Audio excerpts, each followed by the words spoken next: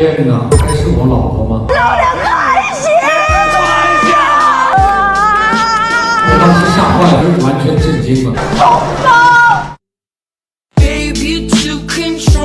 我从来没有见过这样的假装，当时我心里非常担忧。我说这个戏拍完之后，他还能变回来吗？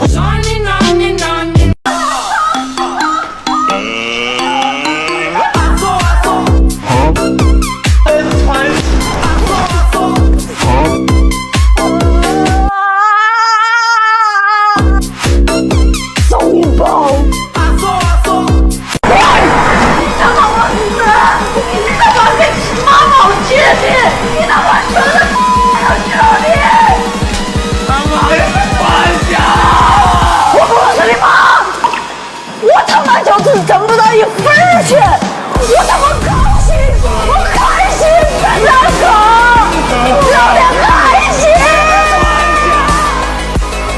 我怕了，然后这个千万不要玩，单身上去，这个一定是要看我，是要帮我。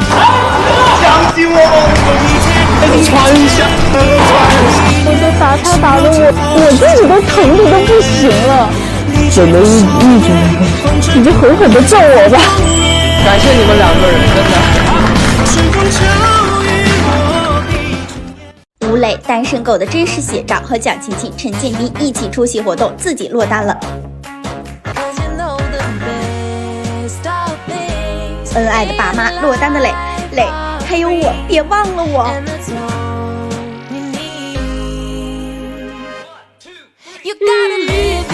笑死！吴磊带大家喊口号，宣传电影《草木人间》。好，很好，下午好。好，很好，下午好。买票，买票，买草木人间的票。买票，买票，买草木人间的票。以后的电影宣发都学学吧，草木人间派吴磊去大学路演就是最正确的决定。这小子出现一下，制造的话题太强悍了，接10年的老粉忍不住的眼神出圈，短短19秒回头了7次。去大学生永远给足你牌面，政客的大学生们感慨好神奇的一天，女的都在叫吴磊，男的也都在叫吴磊。磊子在上面大喇叭宣传，楼上楼下的也没停下来过，连维持秩序的工作人员们都我首先是我，然后才是工作人员，于是诞生了无数个角度的磊子宣传照，甚至还搁他头顶拍的。网友口水别流下去啊，不然磊哥是接还是不接？我懂了，宣传这事你交给大学生，这群人能整出800万宣传效果来。吴磊一开口，我就知道笑料又来了。当扫楼现场有人不小心碰到勤勤姐时，吴磊竟然敢揍我们影后，竟然敢揍我们影后。还有前几天的椅子分解事件。小楼时问粉丝最想吴磊做什么，小姐姐说最想和吴磊结婚。什么？他说最想吴磊和我结婚。没有。转发抽一个人结婚，我这么随意吗？婚姻是人生大事哎，对吧？怎么这好，我知道了。和陈建斌老师，请。与会，幸会，对，我们俩又在开始。不是你们又开始，我哪能坐在你们2个中间？这个时候必须你来，好，没我。我们听断定一下，我们要听工作人员的安排，听工作人员让秦姐啊，那就听吴磊的。是他们新朋友啊。他们刚才呢，这个谦让的部分从出电梯那一刻就开始了啊。所以也由这些细节，我们可以看到，其实应该跟2位老师在合作这部戏是非常愉快的。其实是我们知道董老师的直播间力量非常大，哎呀，所以秦姐刚刚一直在外面就跟我讲说，你一会儿让我就是多展示我的什么就是小聪明，让我多说话。所以说秦姐就想让我坐中间啊，但实际就是哪能坐在对吧插人家夫妻中间，这这样正好体现了他们俩同时对你关爱。是左右加持啊！对，在剧情里边的剧情就是这样，他是我们的儿子。对啊，那剧情是这样的吧？还没进入到这个，有可能会成为我们的儿子。对，他是我儿子呀。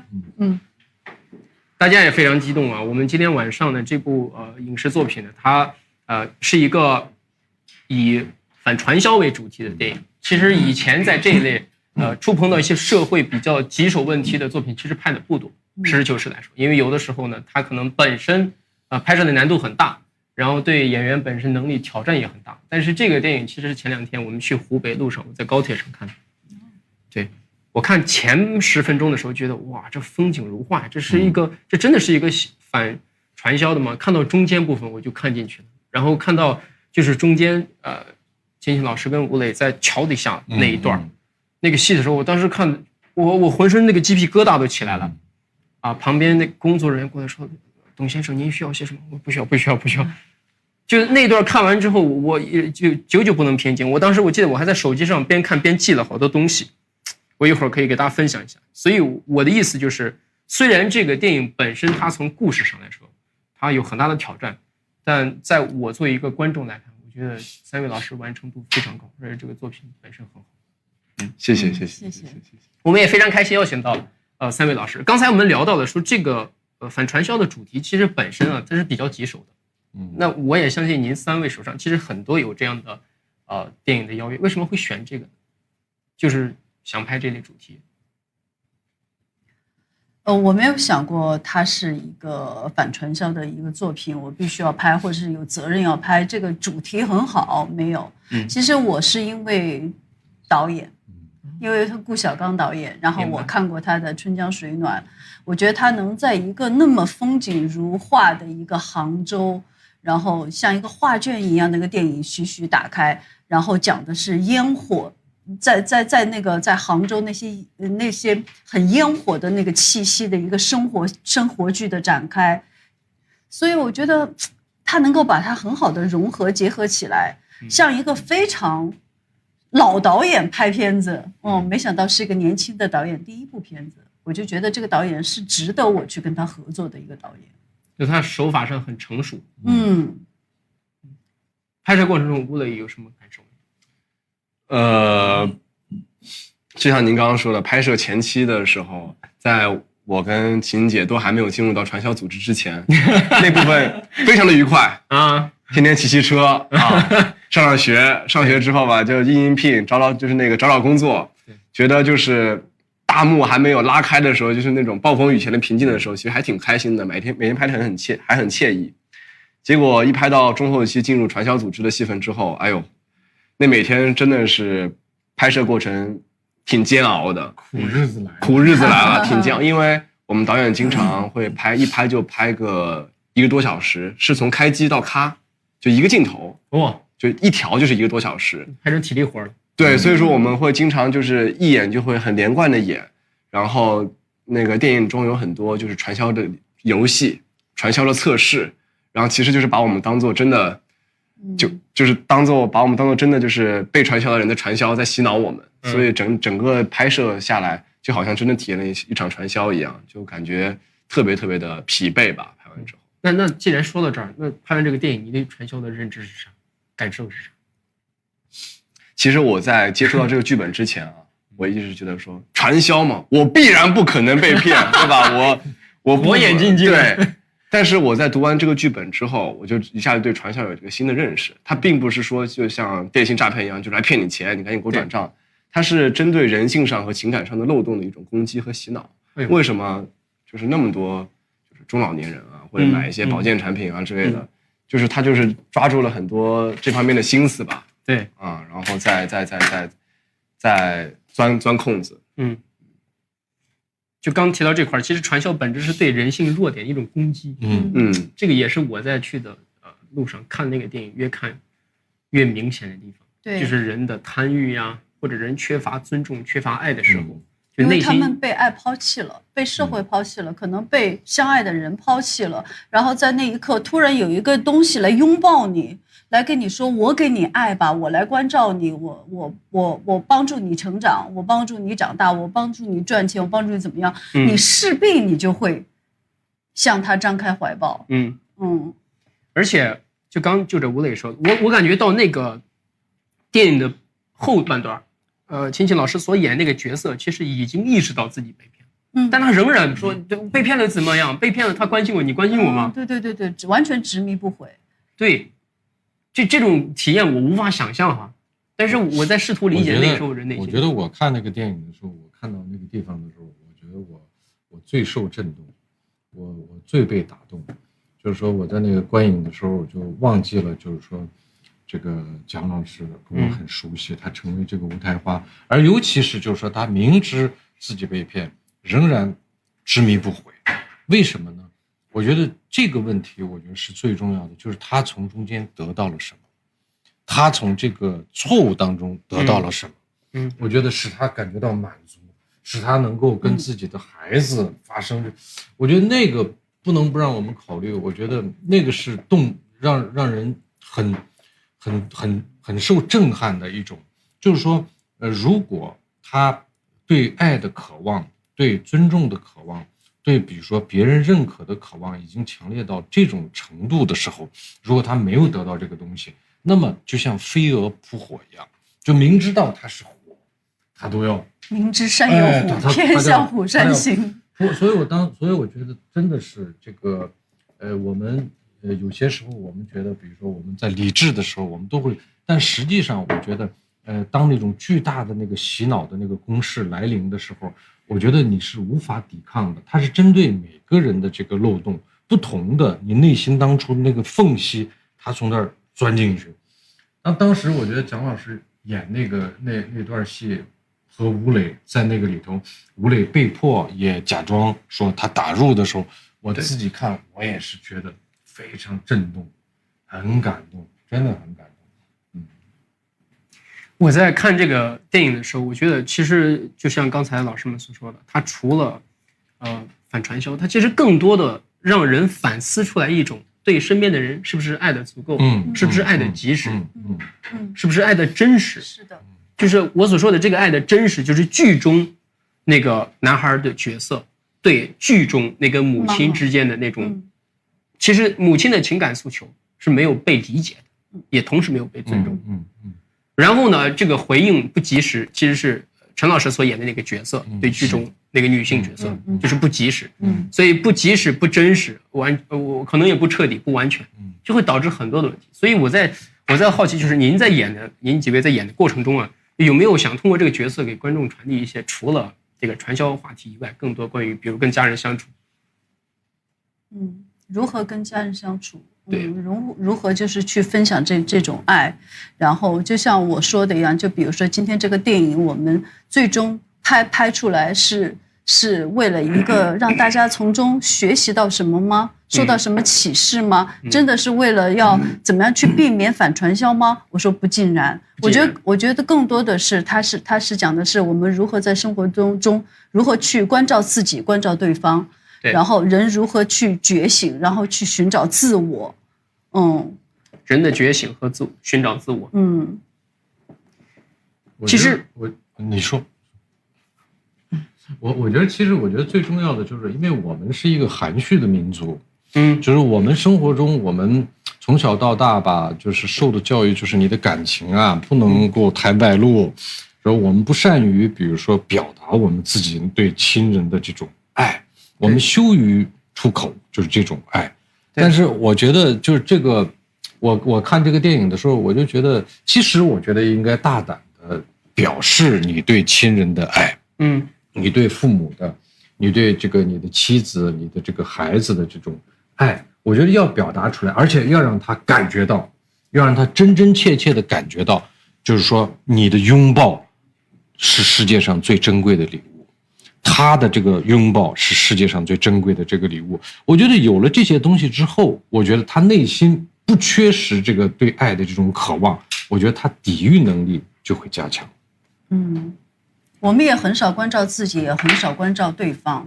就比如说我妈妈、我爸爸，他们真的需要什么，需要什么样的回应，我们很难去站着他们的位置上去想这个问题。就像那一天，我突然就想到说，哎呀，我说我老带着，我的孩子啊，老跟陈建斌啊，我们一块儿出去看电影。我说我有多久没有带着我的父母去看过一场电影了？真的，我就真的忽然我就觉得意识到，我说吴台花她能不觉得被抛弃吗？被命运抛弃，被儿子不理解，被那个叫什么？被他那个妈妈赶出那个茶山。我说她能不那个，在那一刻觉得自己很卑微、很弱小、很无助吗？我就觉得，我就说，哎呀，我说真的，我说这个电影，我觉得能够做到在一个清明的时候，让大家说。不是为了走进电影院非要看我们这个电影，就是说哪怕是说进到这个电影院，然后陪着爸爸妈妈坐在那儿，就完完全全的坐在那儿100多分钟，你就跟爸爸妈妈在一起，就跟你最亲密的人在一起。小的时候，爸爸妈妈带着我们去电影院看电影一样，我们也带着他们去电影院里坐一坐。我觉得这就是非常非常的好的爱的表达。因为我们经常会被这个父母啊这种名词啊所欺骗，就忘了就是父母其实他本身首先是个人，对，他也渴望得到比如说作为人的这种最基本的这种爱和认可。情感我们总觉得父母都是战无不胜了，那他是我爸呀，他就应该这样应该那样，不是。朋友，他首先是个人，他也有七情六欲，他也像你一样渴望得到这个爱和爱的这个回应。所以我真的觉得蒋老师这个提议特别好，就是陪我们的父母去这个电影院坐一坐，就像小时候他们带我们去电影院一样。陈老师一说完，我就不由得想说一句灵芝。这就是两位老师刚才提到的，要陪爸妈看电视看电影。我不知道蕾蕾有没有这种感觉？我跟我妈呢，平常相处是非常困难的，因为我们俩性格呢都比较急，3句话之内，她必然要找东西开始攻击我，这从小就这样。但是我这个比较脸皮厚，挨打不疼，最后我打的疼，她气哭，然后在这种情况下长大之后，我就突然意识到了，我说怎么能这样子对母亲呢？就陪着她看电视，但是她只看一个电视，她甚至能够以毫秒级的，就是那种速度然后预告你。5秒钟之后，这个打这个一巴掌，所以我跟我妈妈有很多非常就是母慈儿孝的这种陪伴时刻，就是看陈老师所演的电视剧。那我说到这个话题，我不知道吴磊你在生活中有没有会跟家人相处，像看电影啊，一起去，或者你喜欢运动啊这种陪伴时刻？我觉得看电影是一个特别好的时间点，因为电影院的座位很好的限制住了大家的绝大多数的行动。我不知道大家，我特别理解董老师刚刚说那个，就是有时候虽然我们内心深爱着彼此，但是我们的言语和行动往往不是对方所喜欢的。对，妈妈总会把自己的爱，不能说是强加吧，就是反正就塞给你。对，然后我们呢，总以为妈妈需要的是可能是就是说给买这个呀，买那个呀。实际上，我觉得父母永远最喜欢的是陪伴。但这是题外话。说到这个电影院，我觉得特别好，我特别有感触，因为在电影院里面，就是大家到了那个位置之后，基本上就不会大声讲话，也不会有任何的行动。我们坐在那儿有非常安静美妙的那100多分钟，不会在家里给你塞个这个吃的。对，一会儿就赶紧别坐在这儿，起来运动一下，别打扰。对，坐着不能翘2郎腿，靠着不能驼背。在电影院不会有这种情况，因为大家的注意力都在眼前那块屏幕。我特别理解这个。我刚才一直就是说，带父母去看电影太好了。但是我突然想到，为什么带父母去看电影的时候，总是相处那么的平静且美好？原来是因为这个。原来是因为妈妈的唠叨是吗？就是但是偶尔之间，就是我还是很享受跟我妈妈，包括跟我父亲在电影院里，就是他们会有时候会跟我细声交流一下电影里的情节。然后好像真的就像陈老师刚刚所说的，有时候父母可能看不太懂当下电影里面的所有的梗和信息，有一个细微的信息差。对，然后我们就慢慢跟他们解释。其实就像小时候我们看电视问妈妈那个是什么呀，那个是什么呀，然后他们跟我讲一样，然后就会有一种非常这种差异的那种非常美好的这种陪伴感吧。非常好。你刚刚说这段这种想起来小时候，家里买电视，爸妈在那看《乔家大院》。妈，我要看《西游记》，我妈说别让我当着全家人扇你呀。小时候有看《乔家大院》，就终于有一天有机会跟2位老师坐在一起。刚才吴磊聊的这个画面，其实还是挺有感触的。就是在电影院里头，你能够不受打扰，这时候不用看手机，不用走来走去，跟家人沉浸式的共处一段时间。其实刚刚蒋老师提到，正好清明节，大家回家在家里啊，趁着这个时间。这个电影，我觉得你看进去了之后，完了对你自己思想的启发还是挺重要的。就是很多时候，为什么我们现在看着一些特别低级的，甚至是特别荒谬的这个骗局，都会有人频频上当，到最后他们不是说就是智商不够，他们真的是情感上有需求没有被发现，或者没有被尊重，才会导致那么多的事情。然后今天呢，有朋友说今天怎么没有带来电影票？今天是有电影票的，但是这个电影小雪花里点进去，然后大家可以选择自己所在的省份和城市，以及具体的电影院。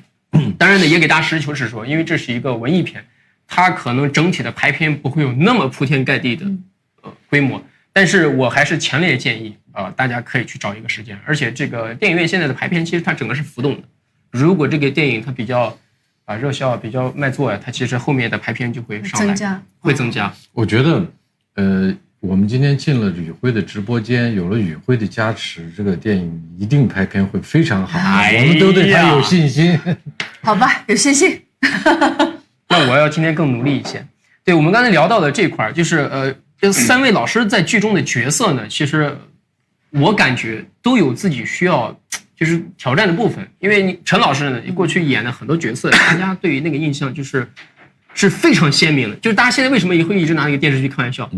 就是因为它太鲜明了，所以大家听到真 emo 啦，都会觉得好反差萌，就是跟他的人物形象特别鲜明的形成了这个反差。那这个剧中您演的角色，其实跟以前完全不一样。包括蒋老师在桥下那段，我当时看过，好害怕，害怕。那么狰狞可怕。对，我觉得不是狰狞，我反而觉得是一个人他已经被忽略到什么程度了，他才能那样激动的表达自己的情感。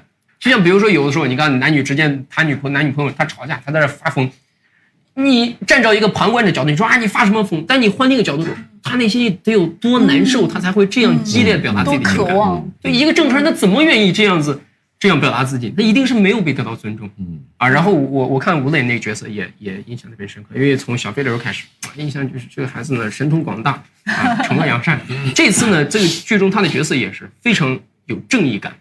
而且我看到那个传销后半段，我感觉他自己是不是一度都要被骗了，都要被同化了？但最后发现，没有，就是吴磊在那一段演的，他的眼神是最传神的。所以我想请您3位给我观众朋友们分享，就是在这个剧中扮演角色，您觉得哪些地方挑战比较大，或者您做哪些特殊的设计？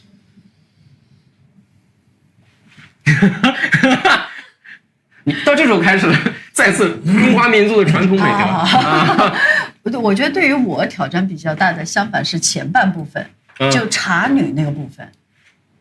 那跟我想的完全相反啊！真的，因为我会觉得说，我怎么样能够放在那个情境里面，那个环境里面，它不突兀不凸显，因为我旁边的那些演员全是真正的茶女。他们就是采茶的非职业演员，对，你就放在里边之后，你不能一眼就看出来他是蒋劲贤，他是演员，对，那个没事，对，那个对于我来说，我觉得还挺挑战的，你呢？我觉得最挑战的部分，可能就是传销的部分吧，或还有前期的一些戏挑战都很大。传销的部分主要是我的身体和心理，就生理和心理的意志力很重要。因为我们的拍摄确实就像真的像被传销一样。我们剧组一度被被举报过，然后警察同志们都来了现场，因为群众包括围观的群众以为我们真的是在。警察有没有发现是你以后久不愿意离去？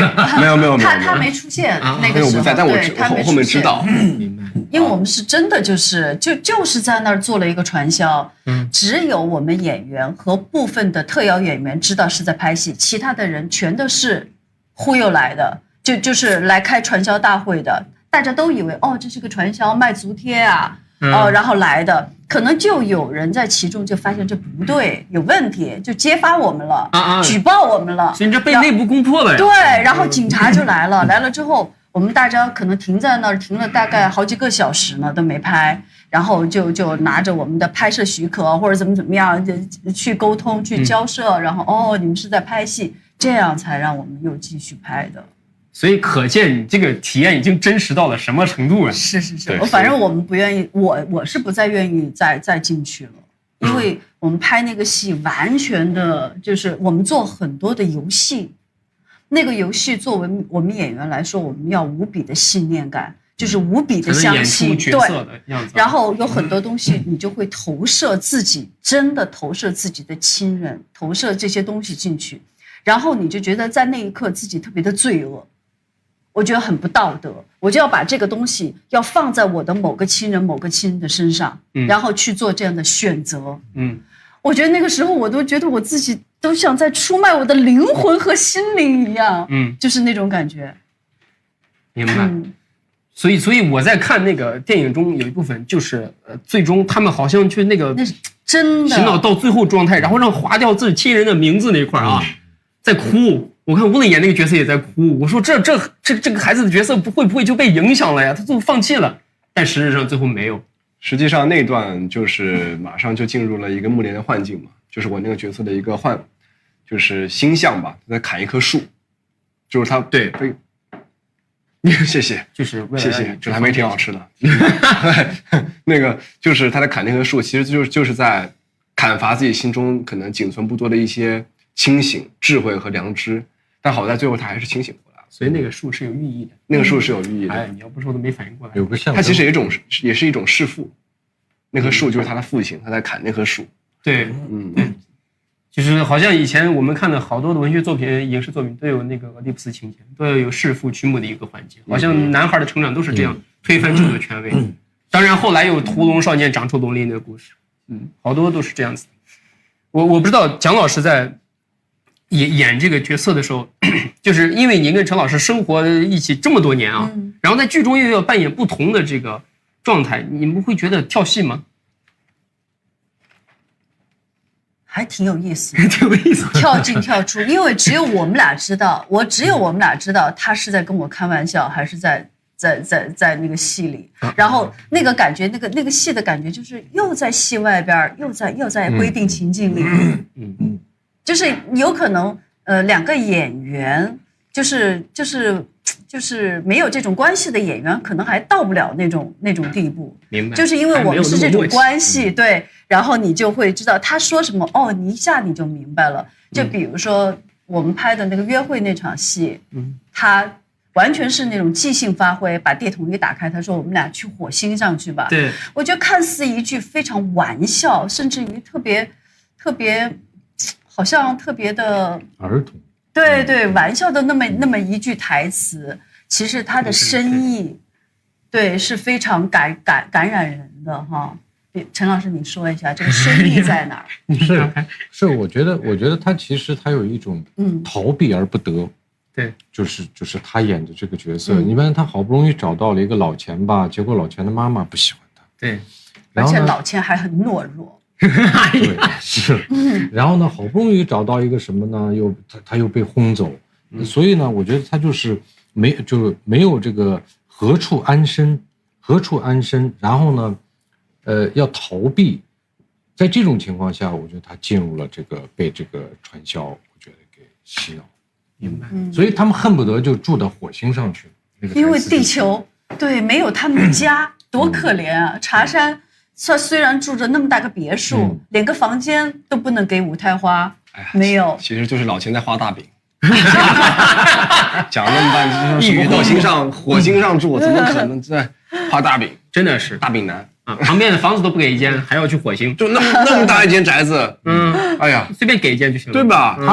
他们这种，我觉得中年人的，这种像小孩子一样的这个晚上的这种恋爱和偷情的这个情境是我喜欢的，就按理说他们这个年龄的人用不着这样了，就或者可能已经没有那份心。对，但是他们俩一是我觉得他们俩可能真心相爱，二是我觉得他们给他们一个罗密欧朱丽叶，的那么一个情境，所以我喜欢就是导演给的这个情境，可能反而是这种剧中。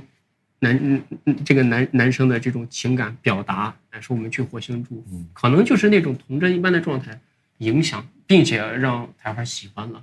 因为台花生活中缺的就是这种人跟他把他像一个孩子一般的相处和对待，对吧？他一直要做一个看起来握紧拳头，然后很刚硬的母亲，然后这样才能保护好自己的孩子，才让生活继续。他一直都是为母则刚太久，他也需要做一次自己。对，做一个被关爱的小女孩。陈老师这次扮演的角色，您觉得跟您平常生活中像吗？我觉得挺像的，挺像。原来见了纯元是这个样子，怎么可能？我觉得是这样。我觉得在这个戏里边，我最重要的就是做到，就是说，如何能让观众在看这部电影的时候呢，让他第一时间的就忘掉陈建斌和蒋勤勤的这个身份，然后呢，让他相信是老钱和吴台花的这个身份。我觉得这个事情对演员来说就是个双刃剑。就是我们以前所塑造过的那些角色，此时成为了我们需要跨过去的一个障碍。对，这个我觉得是一个，尤其是又是我们俩又是这种夫妻关系，我觉得这个是非常难的，这个是非常难的。但是我觉得我觉得我们这个导演呢，就是提供的这个情境，我觉得是有趣的，是不是？他们是有感情基础的，就是一对中年男女。所以，完成的怎么样呢？我觉得如果大家想知道完成的怎么样，那还是得到电影院里去看呀。我这说了也没用了。对，大家看一下，到底两个人有没有做出这个新的角色突破？但是我看整体我还是非常印象深刻的，而且觉得焕然一新，不一样。因为蒋勤勤老师他过去很多的角色呢，就是相对来说他不会有那么激烈的那种情绪展现，但那一段真的我看到最后我说这个人内心他得有多么的压抑和悲苦啊！你想他一直要带着自己的孩子，要老家的房准备卖了，给那个孩子要在杭州买个房要定居，整天想这个孩子以后娶媳妇儿怎么办？他是在想未来美好的生活，但是好像从来没有人问过他内心的苦。在演那一段的时候，您当时有被笑到吗？我看的时候挺害怕。我告诉你吧，就是说不是我认为就是在国产电影里头，我觉得就像你看到的桥下面的那一段吴磊和蒋老师之间的这种激情迸发的那种表演，我觉得在国产电影里也都是非常罕见的。你就很难相信，就是说我们会在银幕上用这种方式来表达，然后母子之间的他们之间的又是爱又是恨，他们爱恨交织的一种东西。我当时在旁边，我作为一个演员来说，我都吓坏了。我都完全都已经，我当时真的是只有2个字，我觉得很震惊，很震惊。我就觉得这个蒋老师怎么变成这样了？真的，就是我觉得他那个时候进入到了一种情境里，包括吴磊也是，当时那个吴磊的那个眼神儿，跟妈妈，我觉得进入到那种癫狂的那种状态，我觉得这种情境。在生活里，它是一个非常糟糕的一个场景，对。但是在戏剧、电影、艺术里边，那是求之不得的一个好情境，就是把所有的人物内心的这个矛盾的这个焦点都放在了一个地方，让关系最亲密的一对人，让他们产生恨、交织，让他们。我觉得这个东西就像哈姆雷特，就像哈姆雷特里有一段，就是这个哈姆雷特。去找他的妈妈，因为他的妈妈已经跟叔叔结婚了，他就跟他妈妈说：“你不要。”他妈妈也是，我觉得这一段堪比那一段之类的。哎，我这他得劲儿，得劲儿，得劲儿。我得想，他才觉得得。你觉得呢？你觉得？我觉得当时我妈疯了，我当时觉得我妈疯了，已经无药可救了。吴磊也疯了。你们当时都不在现场，你不知道我站在那儿，我真是我觉得这怎么办这样的。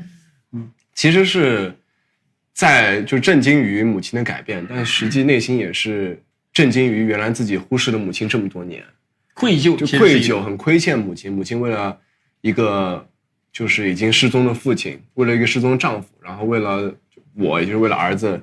牺牲了自己很多的人生和青春，然后他现在想要有自己的事业，他想要建立自己的生活，他想要为自己而活。其实这个事情是太正确了，是正确的，是作为儿子应该支持他的。对，但千不该万不该，他选的这条路是传销，所以作为儿子来说很纠结，他不知道是否应该叫醒母亲，而且母亲也说了，说我就是拿钱买乐子，我也开心，我乐意。对，讲出这些话的时候，作为儿子来说已经无计可施了，他已经不知道该怎么去叫醒母亲了。母亲就已经，因为我们很难叫醒一个装睡的人，所以那个时候就是情绪很复杂吧。我们很难叫醒一个装睡的人。我得刚讲这句话，其实也是，生活中有的时候你会发现一些光怪陆离的现象，你百思不得其解，可能最后你所理解的原因只是一个表象，真正原因还是在人的内心。去电影院看完这个电影之后，你可能会改变对你家人现在相处的方式。是的，因为我那天看完，我就在路上边看跟我家人边发消息边聊天，我说这个咱过几天放假要不要再去哪旅行几天啊？工作强度都很大，平常跟家人其实陪伴很少。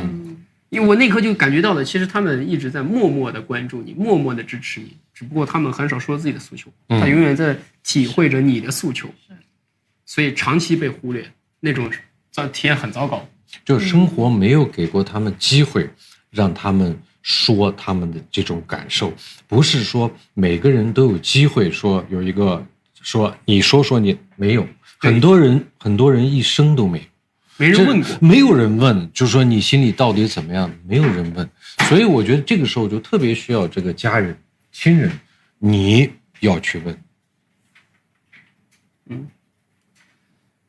我在这个电影完了之后，后来我身边的几个工作人员他们也在看，然后大家看完了之后好像都引起了同样的反思。所以虽然这个电影是以反传销为主题，但它其实看到最后是对人性的一次拷问，或者它是对你跟家人相处方式的一次拷问。你是否真的及时的关心了，然后呢准确的表达了，然后完整的接纳了，充分的尊重了，就是你其实要做到这些，可能生活中很多原本看似无法解决的难题从一开始就不会发生。没错。当然这个电影中它也有一些让我感觉到非常耳目一新的地方。它是个反传销的电影，我想着它应该是一开始可能就比较激烈，但其实它前半段和后半段有一种让我可能因为我是外行人，没有您三位懂。它前面拍了很多茶山，苍翠欲滴，然后呢春天的这个云雾缭绕，到了结尾呢又是那个好像我不知道那叫什么手法，一个老虎，然后好像有一种人就穿越了一般的感觉。就是这种艺术设计里头，您当时在拍的过程中觉得导演想要表达什么？因为我不是特别专业。你专业，这个不用专业，不用专业，就是你接看到受到什么就是什么。对，是您很专业。其实这个没有。我就觉得导演也会说把一种所谓的那种平静啊、祥和呀，看似我们母子风平浪静啊，过得很好啊，其实把这种东西其实撕碎了给你看，往往把你认为那个美好，所谓的那个假象，就中间就是传销那个部分，就是我们把它撕碎了看，每个人都撕碎了看，剖析你，对，然后就是说母亲需要得到什么，儿子需要得到什么，他们为什么在这样的生活他们不满足，为什么他们会困惑，为什么他们会不满足现在生活，对，所以其实聊到这里啊，这个电影还是合适。我们刚才说了，比如说你应该去关注你父母的情感诉求和内心的这种感受，因为他们很少被给予机会去表达，也很少有人去关注。我觉得这个电影看之后也会让很多家长和自己的孩子之间更好的达成一种一致。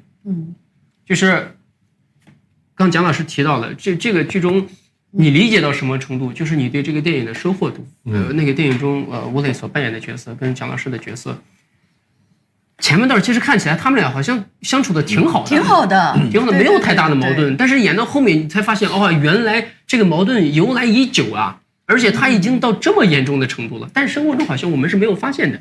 就有时候你相处你发现爸妈跟孩子之间总是拌嘴，总是吵架，想不通为啥，很小的事情，小事情里头可能有。对，我就觉得说人就像我们常说的那个人现在的行为其实受到往事的重压。我觉得吴台花就是这样，他为什么会在那个时候崩溃，会在那儿感觉像发疯一样，就是因为他之前那个过往给他的那个生活的那个重压给到他的，然后他就变成了这样。就包括桥下那场戏，其实有我自己很多的影子在里面的，包括我跟我妈妈的关系，我就觉得是这样，我从来都没有问过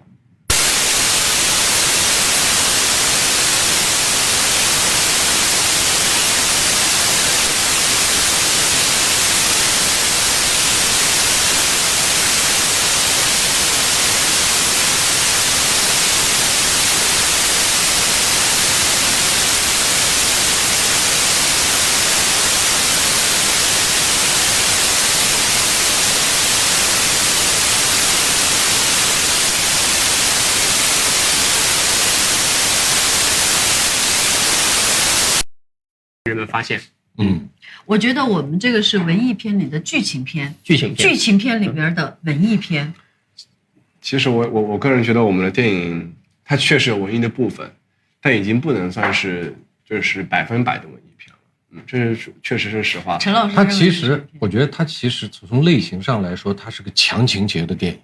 因为里边有那个人物巨大的那种戏剧性的那个转折，对，然后他们母子之间的这种3个人之间这种感情的那个纠葛，还有就是吴磊进入到这个传销组织，就像这个间谍一样潜伏到这个里边去，我觉得那些都特别神秘，都特别的这个有可看性。其实从这个意义上来说，我觉得它算一个强情节的一个有文艺气息的强情节的一个电影。所以在这个意义上来说是很好看的。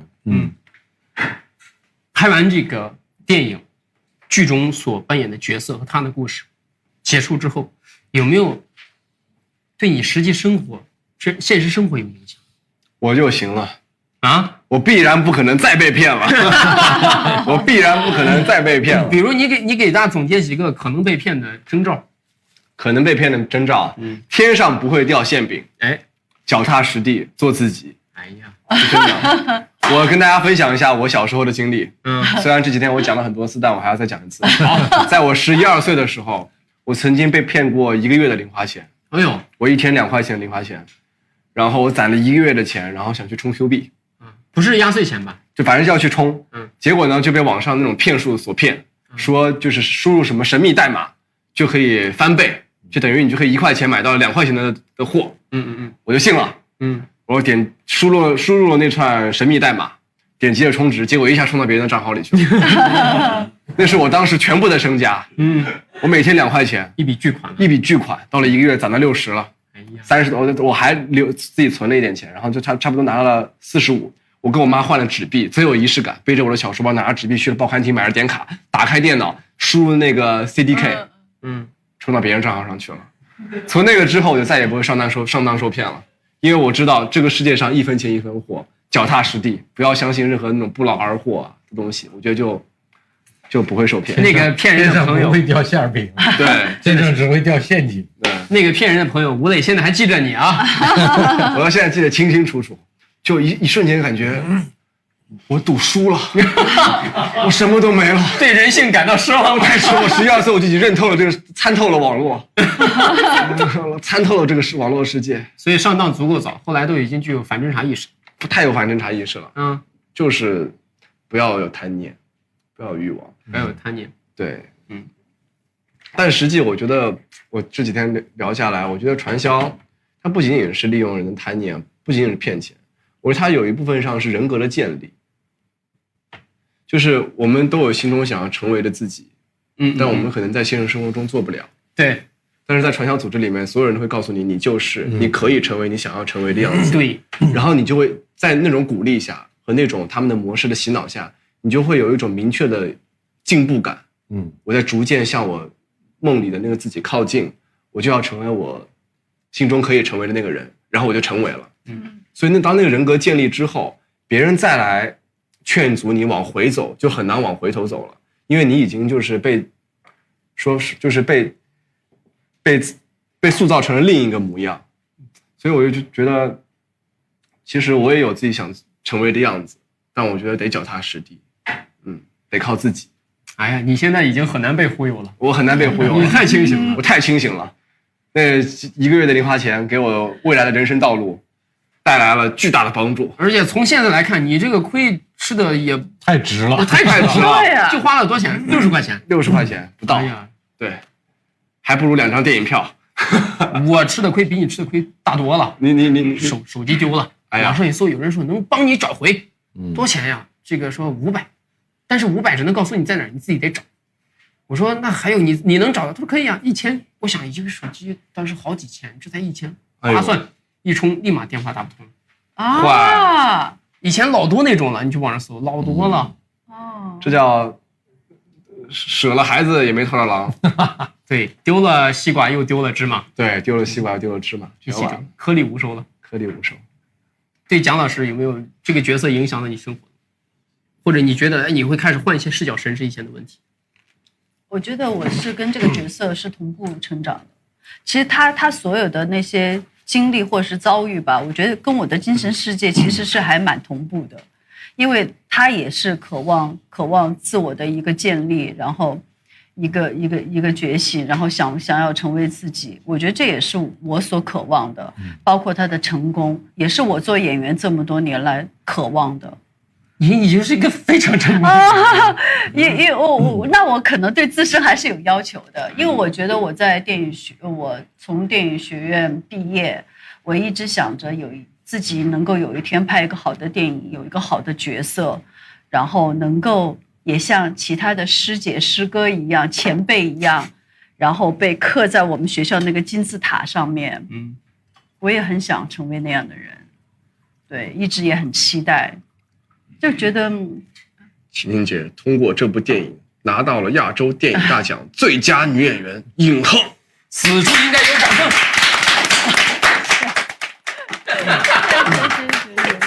让我高兴会儿。我得以后常来，我发现咱俩能捧哏逗哏。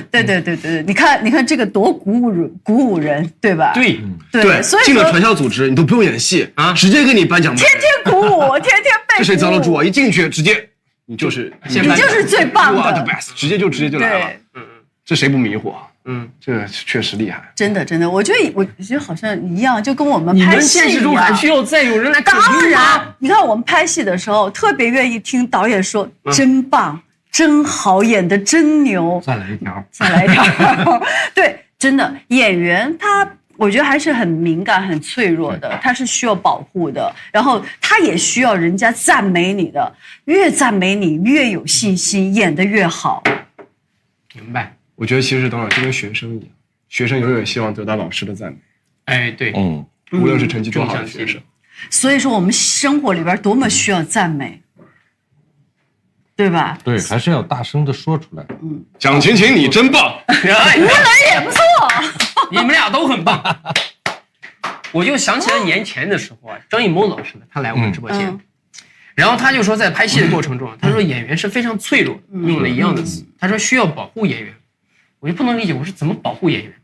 他说拍戏的时候，周围无关的人全部离开，或者只要演员看向你的时候，请你微笑，请你给赞，请你给一些正向反馈。比如说演员我在这儿冥思苦想，然后声嘶力竭演了半天，过去看那个旁边的人就这样子，那瞬间演员可能就泄气了。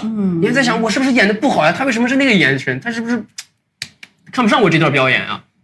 我不知道您描述是这种情况吗？是的，我会受打扰，会受影响。不过像陈老师这种内心强大的演员，他才不会在乎人家怎么看我的，我就是最棒的。是不是？那也不是。不，您是怎么做到的？我们也都需要学习嘛。他人的这个性格不一样，演员也是分各种各样类型的演员。有些人的这个性格是这个叫越挫越勇，哎，有些人呢可能就是特别需要这个天生敏感。但总的来说，演员都是一种类型，演员都是像女人和小孩一样，需要这个赞美。需要呵护，需要宠爱，需要宠溺，就是你只有把他宠溺，让他像一个小孩一样的完全撒开了花了，他才可能给你演出一些超越你原来想象的有神采的东西。这个我觉得是好导演最重要的事情，就是把这个演员捧到一个他自己都觉得我到不了这个地儿，但是你已经到了。他就超越自己了。好导演像个好教练，对，永远相信你的潜力，持续激发。对，就回看，哎呀，我竟然做出了这样的角色。是的，是这样的。但我觉得这个电影中其实已经有很明显这样的。这个导演郭晓刚，我觉得是一个非常好的导演，就是说，在他的2部电影里边，你都可以看到，我觉得，有一种就是说传统的老电影的一种美感。我也继承了这个费穆导演和这个胡金铨导演他们那种，导演里边那个东方美学的很多东西是有的，就是他会在那个寻常的那种生活里发现诗意，然后准确的把它体现在他的这个镜头里。我觉得在这个意义上来说呢，就这个郭晓刚导演确实是一个有着苍老的灵魂的一个年轻导演。跟这个吴磊一样，有着苍老的灵魂的一个年轻的演员，年轻的演员，就这两种东西，这两种东西，苍老的和年轻的，在一个身上汇聚的时候呢，它就产生一个拧巴的一个力气，拧巴的一个劲儿。我觉得在这个劲儿的这个作用下，我觉得好的这个表演，好的作品呢就出现了。我也在想，我说这个为什么顾晓刚这两个电影里，就是说别人拍不出他那个调调，他那个味道，他那两个电影里，我经常在我想，可能是因为就是说他的眼睛里边看到的这个世界的这个美，就是跟别人不一样，就是他有一双特别善于发现这个生活的美感的这个眼睛，然后他看到了他生活的这个杭州富阳。他说：“哦，我们生活的这块土地，我们生活的这块黄土地，我觉得它值得我们去这个歌颂。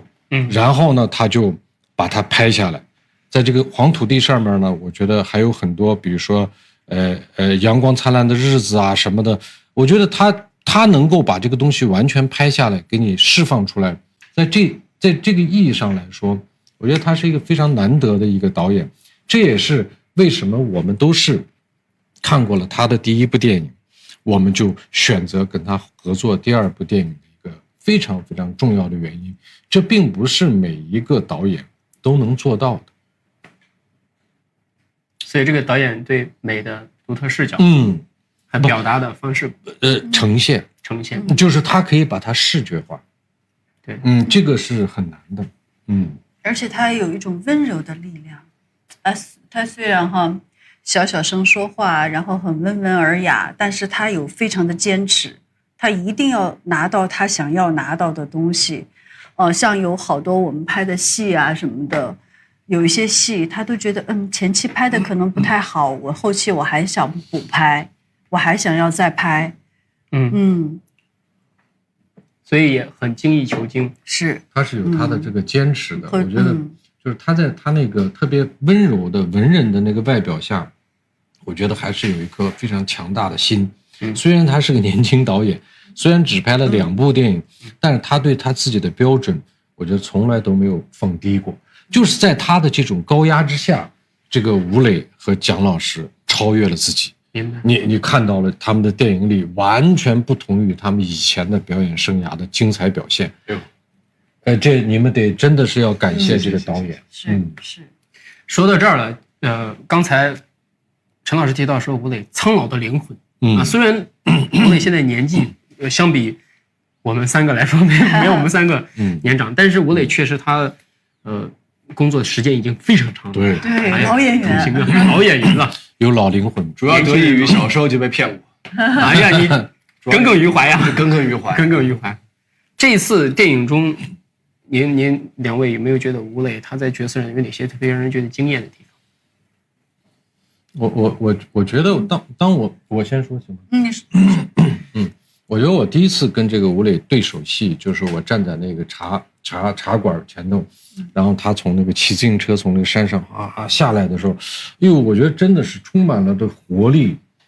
特别健康，就是那种下来，而且下来之后呢，我觉得站在我面前的时候，当我一看，我觉得透过他的眼睛，我觉得就能够，你一下就透过他的眼睛就好像抓到他的心了一样，就是说非常纯净的一双眼睛，没有杂质，没有污染，但是你要想，他毕竟在江湖上混了很长时间，按我们刚才说，他小时候就在各种剧组里生活，其实这种江湖气是很难避免的，但是我觉得他有一个很好的机制，能够把这些东西全部排除掉，能够还保持这种状态。我觉得他身上的这个劲儿，就这个状态，就这个劲儿，让我觉得很感动。我觉得，因为好演员是什么呢？好演员就是要有赤子之心，对，就是他永远不管，也许我7老8十了，但我仍然我的心灵是一个孩童一样的一个心灵。我觉得在这一点上，我确实是觉得吴磊有这个品质，希望他能够保持这个品质。此处有掌声。谢谢，我继续保持，我继续努力。吴磊，你真棒！谢谢。接下来马上颁个奖。会的，会的，会的哈。他说的是那个传销里面那种。谁说的？现实生活中也要办了。好的，我努力。哎呀，我们都相信。OK， 谢谢。对，我觉得可能就今年吧。对吧？掐指一算是吧你？得信，对，得信。黄阿玛说肯定有他说的道理，他说肯定有他说的道理。相信的力量啊，对，相信的力量。刚陈老师说，吴磊是让他惊艳的是那个少年感，就是赤子之心，人本来就很少年啊，但是因为出道时间很长，从小在片场里摸爬滚打，但直到现在，刚陈老师所说的眼睛里头那种澄澈，让人觉得，哎呀，就印象深刻呀。他骑着自行车向你靠近的样子。蒋老师有没有觉得印象特别深刻的部分？关于我还没说完呢。那个就是我第二趴表扬是这样的，就是说那是那部分，然后到第二部分，我再跟吴磊对戏的时候呢，就到了桥下了。我就跟他又对了戏了。然后我当时站在旁边看，因为就是当蒋老师是个成熟的演员。他达到那个境界的时候，因为你要知道，就是演员的这个叫对手戏，互相激发的。对手戏就像上台阶一样，就是说你这样了，我踩着你这儿，我就到这儿，然后你再踩，他就戏就对。那个时候如果有一个吃不住劲儿，他没上去，你自己一个人干拔也上不去的。对，所以我就看到这个吴磊完全跟这个蒋老师对上戏了，两个人就是你来我往，针锋相对，那个戏真的是叫火花四溅，空气中你就感觉，我觉得这是一个成熟的演员，就是让你尊敬的演员，让你觉得这个演员身上有特别好的这种表演的这个功力，这个是让我第二次感觉到吃惊的，就是在这个桥下的。所以我当时那种吃惊的那个反应根本不是演的，就是完全是我直观的，我看到他们俩的我的真实反应。对，陈老师还一直说，哟，我就生怕我站不对了，表达不对了，我生怕出错，在旁边。我太不容易了，因为一般我演戏都是别人在旁边，只有那场戏我生怕给他们搅和了啊！我因为我的某种原因把这场戏搅和了，我那个心里那个担心的。但陈老师那场就是非常缓和我们紧张的情绪和气氛。对，马上在这吵翻天，回过头他怎么？对呀，马上就让我感觉，哎呦，悲剧的最高境界在陈老师这儿变成了个喜剧。我跟你说，真实情况是那天拍戏的时候，他们俩连看都没看我，他们在开我的玩笑，对，他们俩当时根本没看我，所以我在那儿我紧张啊，拍完了以后我就生怕怎么着什么的，他们俩完全到那里头去。你知道，一个演员到那种状态里的时候，无我的状态下，其实很痛苦，但同时很幸福，很幸福，因为很难达到那种状态，那种境界。吴磊拍完以后也是哭了吧？是哭了，反正是很长时间。帅哥落泪。哎，就是他进入到那个情绪里不能自拔。但前提是，我想说的是，前提是你必须首先得进去，彻彻底底的、完全的、纯粹的、舍身的进到某一个状态，进到某一个人物里边去，然后你再谈演技，再谈别的东西。如果你没有舍身进去，没有无我的进去，那个演技都是画蛇添足的，那个演技都是帮倒忙的。所以那场戏最重要的是他们两个完全的进入到了那个状态里。导演拍的也好，那个长镜头一个长镜头完成，一个长镜头不是，他剪的都会比较快了，比较短了镜头，而且他的镜头很有冲击力，就很有冲击力，有很多人物的非常近的特写，然后画面也非常有张力，就是确实是，就是我们拍的时候就已经意识到不对劲了，这跟我们想象中的不太一样。结果在我们应该是，我觉得是这样，看到成片时候就那个桥下边那场戏，我去了，因为我是戏少嘛，我去了以后呢，就准备拍桥下面那场戏。吴磊和蒋老师站在桥上做准备，他们俩已经拍完传销戏，就是感觉这个人已经被折磨了很长时间，他们俩都处在那种神思恍惚的那种。但是我呢走了一遍戏，我就知道，我说这场戏非常了不起。然后蒋老师在前面，吴磊在我旁边，我就跟吴磊说，我说我真羡慕你们俩。吴磊吴磊是那种吃惊的那种眼神，这样看着我，什么意思？他那个眼神就是什么意思？拿碗饭，对，我的意思就他的意思就是你会不会那个就那个叫什么就说话？你这个时候我们都这样了，你说你还羡慕我们？你故意的吧？你还记得吗？我记得。他绝对不会相信，就是说我当时真的是我走了一遍戏，我就觉得哇，这个戏将来拍出来不得了。其实是我理解那个陈老师您说的话，只在当时那一刻真的。就是妈妈已经失控了，对，那样子的经历就不想再来第2次，真的不能再疯一次。我谁看到自己妈妈在那上面，我都疯掉了。你当时内心的感受是？我不想再来第2次了，换个人来，妈妈疯妈妈，真的是我妈不能疯。到底是多么这种激烈的情绪对抗，让吴磊感妈妈不能再疯第2次了啊！陈老师对吴磊在这个戏中的表演给出了非常高的评价，连续赞美2次，感谢。我想想，一会儿赞美第3次。你看他措辞一下啊！现在准备第3轮。蒋老师有需要觉得补充的地方没？不，好，继续赞美。我就 OK 了，我遭不住了。你要不对反赞美一次？我反赞美一下。我最喜欢秦姐，就是秦姐已经通过这部戏拿了影后了，她的每场戏表演都特别精湛惊艳。但我最喜欢的是秦姐在还没有即将进入传销之前，她在台下看着传销的那个舞台上面有一对母子，但后面通过后面的剧情我们才知道，那对母子并不是我们想象中那样子的真诚。然后她看到那对母子的时候，她眼睛里透露出那种羡慕和向往。我当时那一刻我觉得哇，我看到的时候我觉得很被那个触动，因为我觉得那个情绪非常非常自然，非常非常的让无论是作为我好也还好，主要是作为慕莲，就如果慕莲当时在那一刻看到妈妈那样子的神情，一定会落泪，因为我看到的都是母亲对就是能够照顾好儿子，给儿子好的生活的那种希冀，就特别让人心疼，特别打动我。就从那一刻开始，我就不得了啊！然后包括后面疯癫，就是进入精神病院之后的戏，我觉得真的很挺精神病，不是就是挺像哇，那个挺像的，真的，我们也是拍了一早晨，虽然在那个影片里面就那么一点点。但是我们真的是哇，拍了好多遍，然后机器一直都不停，一直都拍我们各种状态，各种那个，这也很折磨。哎呀，下次你们再有这种戏，我去探班去。不，你去演一个我演不了。你去演个被传销的。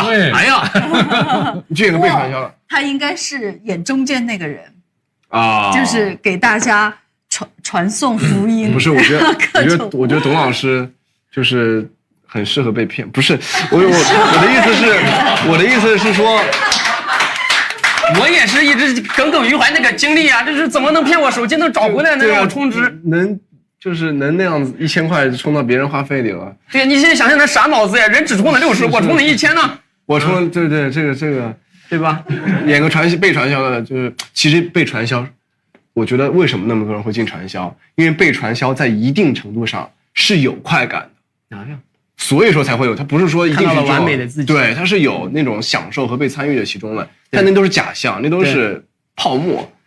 就是，但我没有别的意思啊，我只是觉得完美的训练。我觉得我也是被传销的那个。你说的很有道理啊，就从我能被人骗1000，你只被骗60，我就比你可能性更大。但其实很多人都抱着这个心理，就是说我必然不会被骗。往往就是骗我们这种，真的是看我这全是智慧，怎么可能被骗呢？刚才陈老师还说到了吴磊的眼睛很干净，真的，下次再告诉人，你能从这个干净眼睛里看到被骗60的耿耿于怀吗？到现在都记得呢。我现在都记得。除了这个戏本身啊，在生活中，您2位相处的方式会跟戏里那样相似吗？我们俩吗？啊。我们俩怎么了？我们俩的相处方式就是相处方式跟戏里头那样像吗？差不多吧，我觉得。我觉得差不多。为什么呢？为什么？蒋老师有不同意见呢？我觉得他其实好的相处方式啊都是相似的，就是不好的相处方式它就是各有各的不好。好的相处方式啊，就好比如说两个人都对了，就比如说演戏的时候，就比如说像这个吴磊碰到了这个蒋老师啊，我觉得是好对手碰到了好对手，这个是天作之合。就像比如说一个男的跟一个女的碰到一起，他们一见钟情了什么，这个不是说每一次你都能碰到的，这个是需要很大的运气，就是很幸运你们彼此找到了对方。就是男女关系如此，演戏的时候对手也是如此。一旦找到了以后呢，就所有的事情就都迎刃而解了，就是不对的事情也变成了对的，明白？对的事情呢变得更对。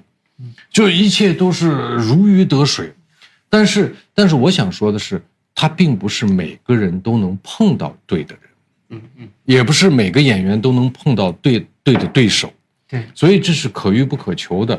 我觉得我和蒋老师，我觉得还是比较幸运，我觉得我们彼此找到了这个对方吧，就是说，他也能宽容我的某些东西。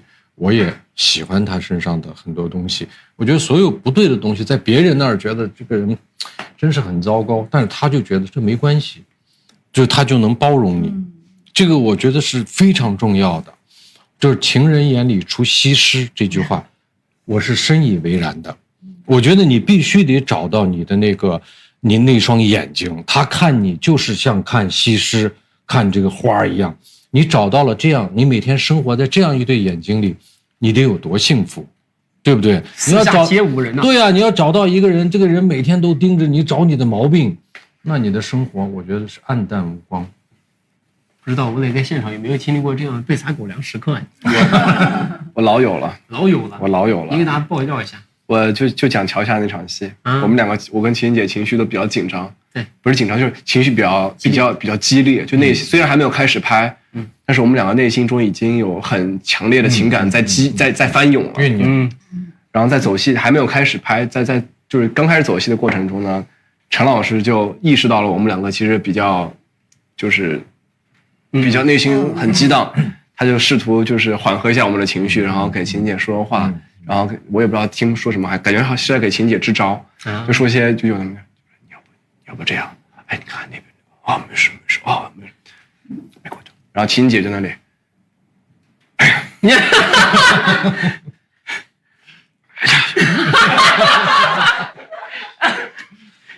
哎呀，你不是，你记得不？我印象特別深刻。不是，他是让我小心一点，是不是？就是没有，就是我觉得吴磊说的对，其实我就是想缓和一下他们那个剑拔弩张，准备我说咱们可以放轻松一点，但是蒋老师那种进入了情况之后，那已经无对心无旁骛，真的非常可怕的这种状态。感谢吴磊用刚才简单的几个甩胳膊的动作，让我们回忆了片场那一刻。因为我看到好像有花絮，还真的很准确，很准确。对，他演的。对，因为他一直我就是那个被甩的人。对，这儿要注意，要小心哦，你这儿有石头哦，要小心哦，你这儿上去的时候，因为他要上一个船，对你一定要小心哦。我就觉得，哎呀，这个人好讨厌，你不要跟我说这么多了，什么小不小心的。然后包括导演说，哎，要不要给你呼吸，或者不要跟我说什么呼吸，那个呼吸不重要。对，怪不得网友唱真 emo 了。原来是你跟人讲了半天都被嫌弃了。emo 就是伤心的意思，我现在已经知道了。我真的，我觉得真的是，就是有些时候，我觉得，离开那个让你伤心的人，真的，我觉得去找那个让你开心的人吧，真的，是吧？这段话咱俩也不接了，咱也不敢说，咱也不敢问。说啥呀？咱真的是，咱俩也没有经验。你看着我不到啊，我不到啊。就是问这个问题的原因是什么？我们在成长的过程中啊，从小在书上读到的，王子和公主最后过上了幸福的生活。但所有的故事戛然而止。有情人终成眷属，但故事只截止到他们俩双向奔赴的那一刻。那后面生活的琐碎是如何化解的呀？鸡飞狗跳是如何应对的呀？有一天他变得苍老了，脸上一开始有皱纹了，那个时候你是怎么面对他的呀？后面的故事从来没有人教过你，故事直到那一刻就开始了。这好像后来发现我们不会处理后来真正相处的生活。但是我在去年的时候有一次遇见，就是一对长辈夫妻，他们俩比我年长一些，然后工作也都很忙很充实，而且都是很重要的角色。但是他们俩会在饭桌上互相称赞对方。我当时第一次见到结婚那么多年了，还有人愿意在餐桌上当众称赞自己的配偶，就说啊，他特别好，我当年能娶到他，我真的很幸运，我知道现在都很幸运。他现在已经不是一个普通人，他仍然为娶到漂亮的妻子感到无比的幸运。他说那话的时候还一直在自我调侃，自我放低姿态。他讲完之后，我们就在说，哇，这是什么神仙伴侣？然后轮到他的妻子发言的时候，妻子也说，其实他身上有很多的品质。比如哪些，就是我第一次看到那个时候，我当时我说，真的是有这样的爱情的，真的是有的。然后我去年我弟在结婚呢，他结婚之后，我就带我弟跟那对长辈呢认识，我们在一块相处前，我跟我弟我说，你向人学学，就是我希望你跟你的爱人好多年之后，你们仍然愿意互相当众赞美对方，是由衷的觉得他好，而不是说你有一天这个发达了，混得好了，然后你甚至都想要闭口不谈，你甚至都羞于提起，你就好像内心全是愤恨和埋怨一样。我那刻看到了心目中或者想象中完美的爱情的样子。所以这就是我刚才会想问这个问题，因为好像我刚看着您二位，因为刚来在办公室直播前在办公室里聊天的方式，还有现在你们互相分享，每次两位还自称老师，是如此的相信。没有打趣那种。对，这不是打趣，我觉得这是真实的。哎呀，你是真实的。我觉得就是它实际上是你永远要对，比如说那个爱上你的那个人呢，保有一份这个敬意，保有一份这个爱意，然后呢，你永远要感谢那个能看上你的人，因为我觉得我们每个人都不是完美的，我们只是工作的时候把自己最出色的那一面表现给别人看，但是在生活里，我们真的有太多的就是不足、缺点什么的这些东西，谁在接纳你？谁在消化？不是观众啊，不是观众，也不是对手，也不是剧组，也不是，就是那个爱你的那个人，他能看上你，能接纳你，而且他愿意一辈子接纳你。那您愿不愿意称赞一下蒋老师身上您觉得最欣赏的几个点是什么？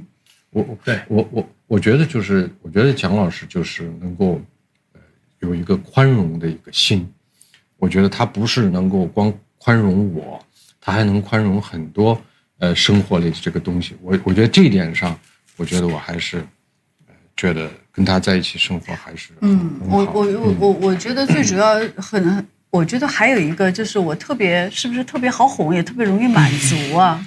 对，而且我觉得就是说，比如说像他身上有某一个部分是我特别欣赏的，我就可以忽略到所有任何的问题。对，这是一个超强大的能力，因为同样的一生，你会比别人感受到多好多倍的幸福。我就觉得他那个优点，能够足以把这些缺点通通的都消除掉。那我有什么优点呢？我没有什么优点，有什么优点呢？有什么优点呢？优点很少。他的优点就是能够把我的缺点给我消除掉。对，我觉得是这样。我觉得他是一个，我觉得还算是一个智者吧。我觉得有很多我想不通的，或者是有我困惑的，或者是自我怀疑的、自我否定的时候，然后他就会给我很多正向的引导，而且他还会，他给我很多所谓的，就像现在大家所说的那个情绪价值，提供我的情绪价值。对，而且我本来相对来说是一个比较容易焦虑和敏感的人，对，他就是一个特别能够化解这些东西的人。真不错，吃饱了，狗粮。董老师，那你呢？那你呢？你谈谈你自己呢？你谈谈你自己呢？有没有？董老师，你怎么看？咱也一样啊，觉得说的很好啊。你是说对这个婚姻吗？我也没对象。你怎么看？你向往什么样的爱情？对，向往什么样的对象 ？What do you love？ 哎呀，果然是 Who do you love？ Who do you？ 在这个剧中，吴磊演的角色就是个英语专业的啊，果然是功力尚在啊！没领教的小飞流。没有。其实没有完美的伴侣，首先要打破人对完美的这个滤镜，这个很重要。其实吴磊刚提到的，为什么那些人容易被传销欺骗？他总想成为完美的自己，他是自信的、强大的，对生活有力量，事情都可控，人在身边尊敬和爱戴他，团结在他身边，认同且理解他所做的一切。这种情况几乎不会发生，我们都是成年人，几乎不会发生。所以，消除对完美伴侣的渴望，是你得到真正合理的，或者是你所爱的伴侣的第一个前提。你不要渴求他完美，他身上会有缺点，但是我们一般情况下会放大别人的优点，就是不要挑剔，去欣赏，不要比较，而是去赞美。这是可能是我从刚才2位老师这块感觉到的。还有第二个点，就是人必须要有共同成长的过程。你会发现很多人年轻的时候，在一开始相处2个人都一穷二白的时候相处是可以的，因为他们俩都一无所有。但是走着走着，有的人快，有的人慢，且过程中联系越来越少，精神共鸣越来越少时候，就会他们有一天真的就没有话说了。倒不是说好多人最后说是不是2个人之间物质地位上有差距之后是抛弃。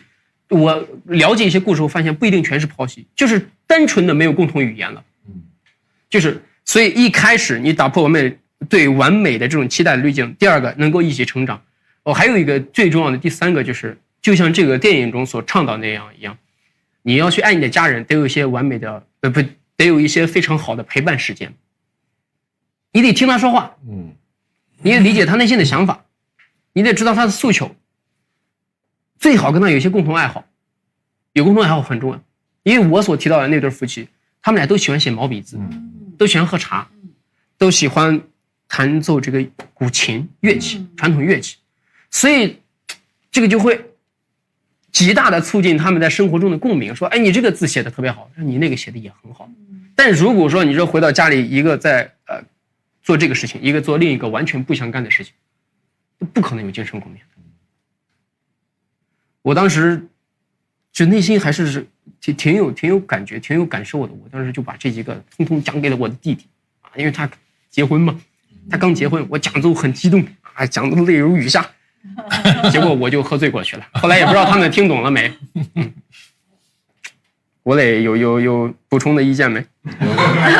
我觉得说的太好了。哎呀，我觉得说的特别好，真的就是没有你说那个特别好，没有完美的人，但是只有完美的关系。就是说你找对了那个人之后，他建立了一种关系，这种关系会达到一个完美的境界，就2个不完美的人就完美了，在这个关系里边，朋友啊、同事啊、爱人呐、对手啊，我觉得概莫能外，都是要找到这种关系。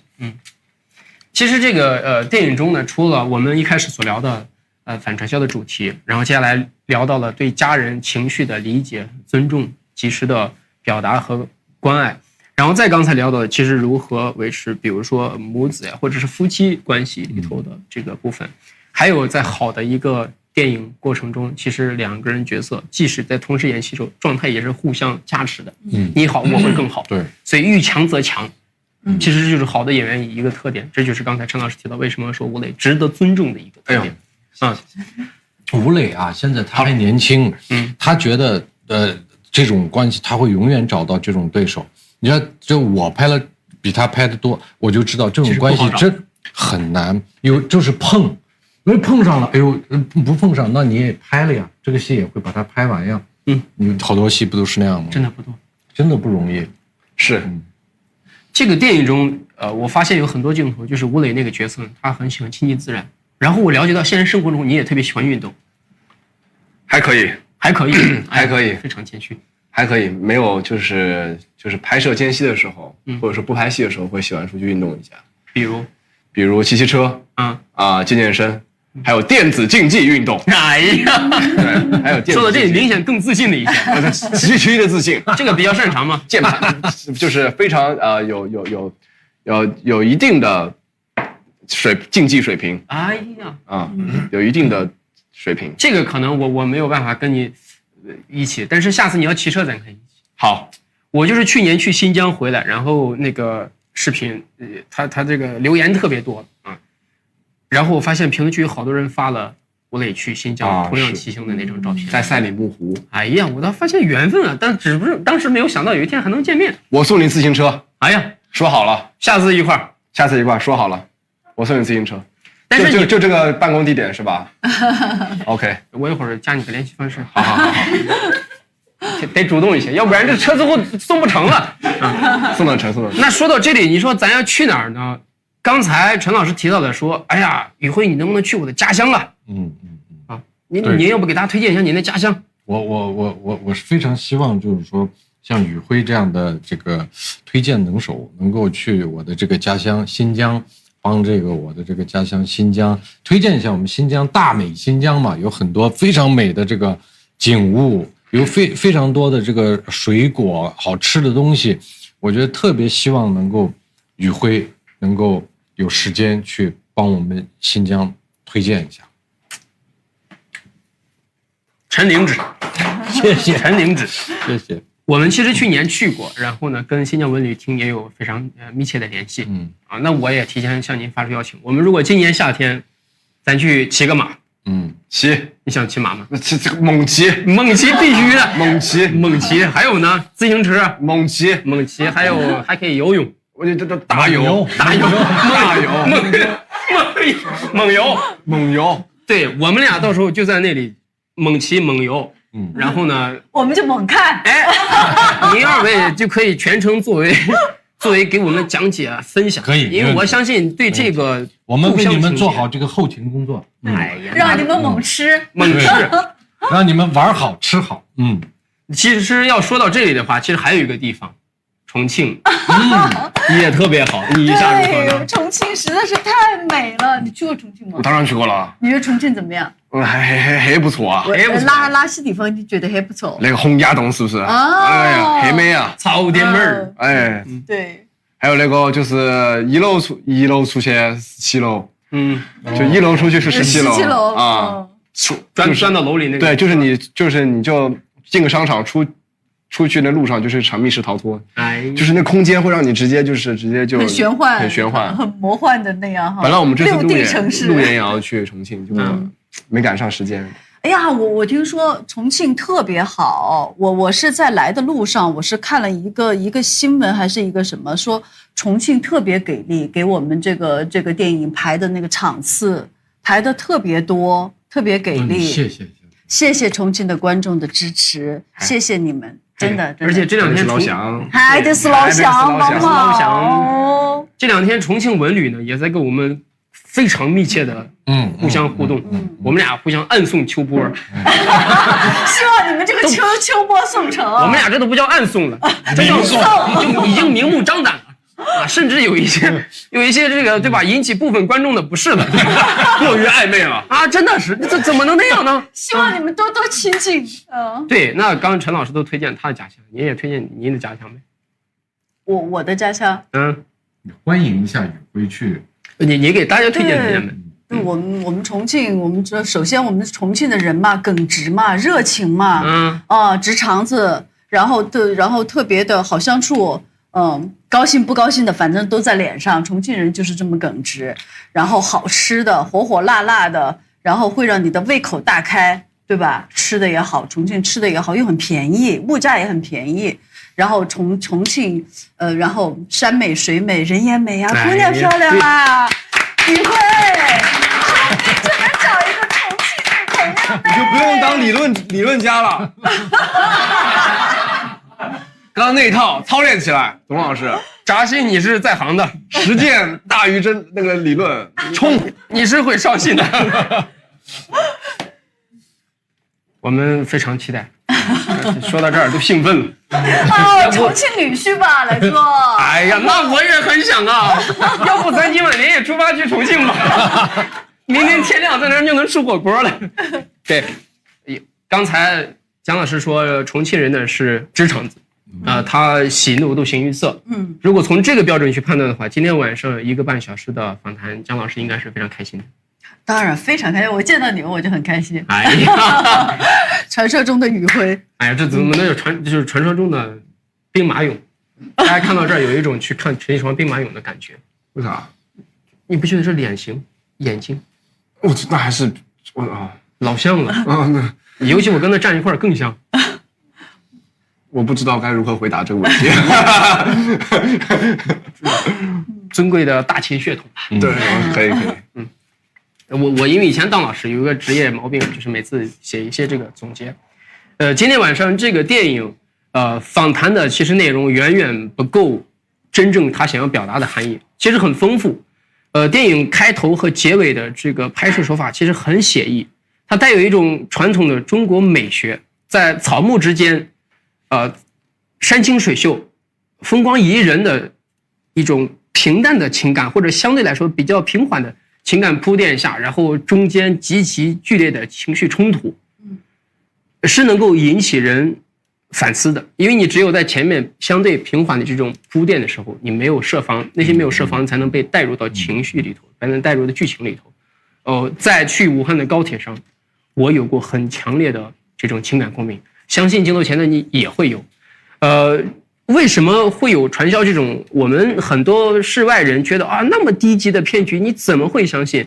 但其实你真的看完那个电影，你可能就不会怀着一种异样的眼光去对那些人评价，反而是以一个旁边人、身边人的立场去理解他，最后想要帮助他或者是尊重他。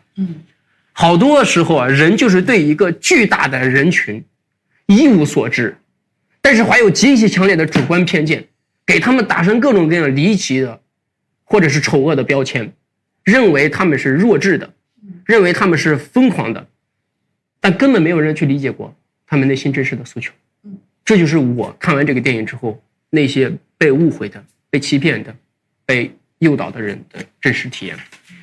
传销是对人性弱点的攻击啊，这是蕾蕾给我们的金句啊，就是人贪嗔痴，对吧？你想要更多的钱，他就告诉你能发财；你想要成为更强大、更自信、更风骚的自己，他告诉你每天都进步，每天给你颁奖，一上来就鼓掌啊，就是起步就是冲刺，出道就是巅峰，那谁不迷糊呀？都迷糊。人从错误中得到了什么？飞蛾为什么扑火？这是陈老师刚提到的。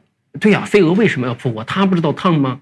但他仍然毅然决然的扑火。总有一些你渴望的东西，哪怕代价很大，人仍然会非常果断的去做。所以我们在看到一些无法理解的现象的时候，试图从人性的角度去分析背后的原因。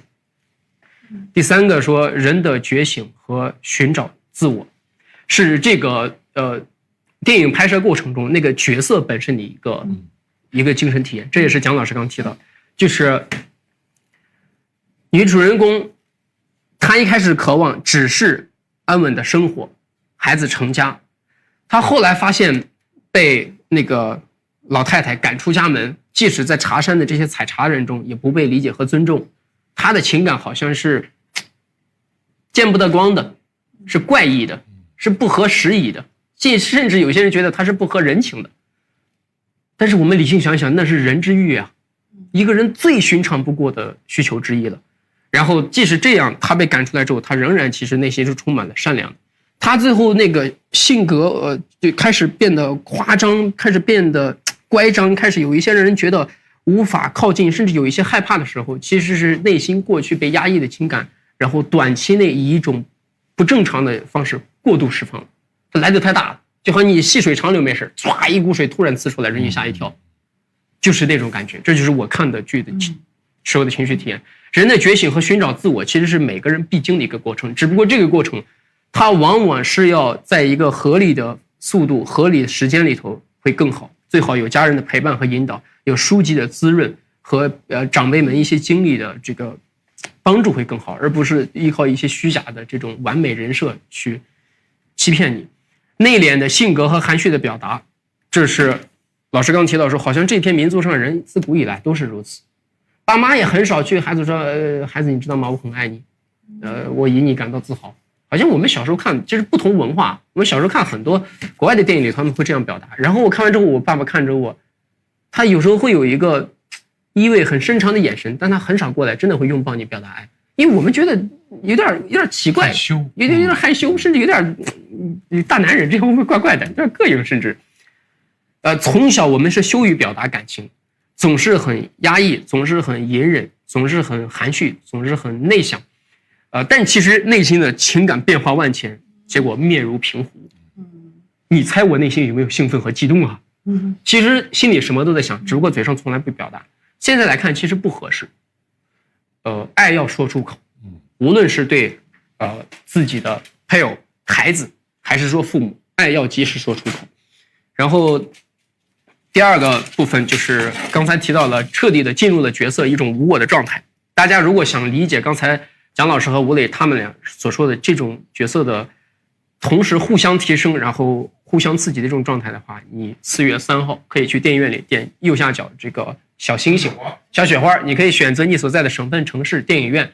当然，这个电影呢，你在看的中后半部分，你的那个思考就会越来越密集，就像两位演员的状态是迸发的一般，你脑海里的很多想法也会迸发回来，它会回应你一开始的提问。彻底的进入角色之后，就有一种无我的状态，这就是一个非常成熟的演员，一位非常优秀的演员能够在片场实现的一个结果。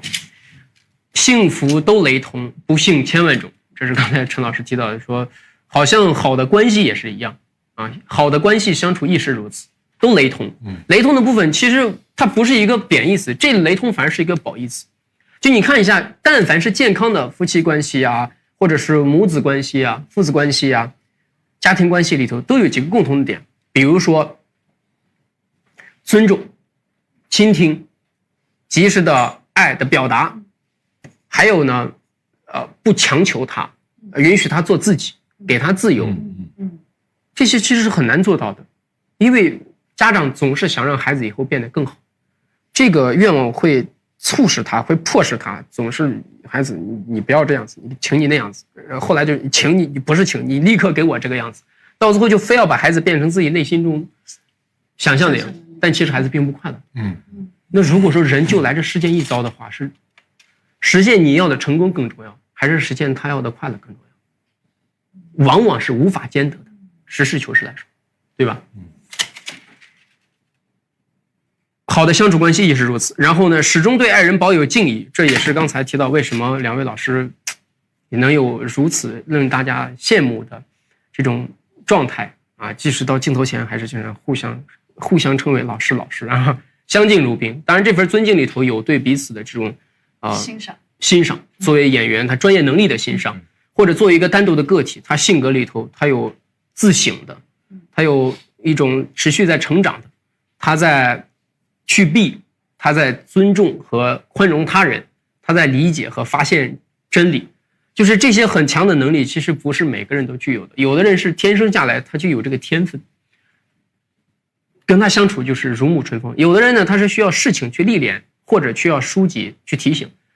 有的人就不省人事，真的会有不省人事，然后相处好多年，你越相处越生气，越相处越费劲那种。我们也见过。不要有贪念啊，我也提到了，就是当年1块钱充俩币，骗我60充俩币。我现在觉得我就是俩币。真的觉得那会儿就是真的是，哎。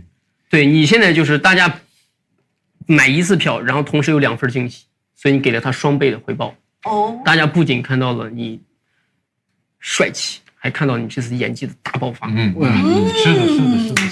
我一下又不是俩币了。值得，对，必须的，你值得啊！不要有贪念。当人想要更多的时候，人就容易被利用，就容易被诱导。就是自古以来皆是如此，天上不会掉馅饼，天上只会掉陷阱啊！馅饼和陷阱一字之差呀，多像啊！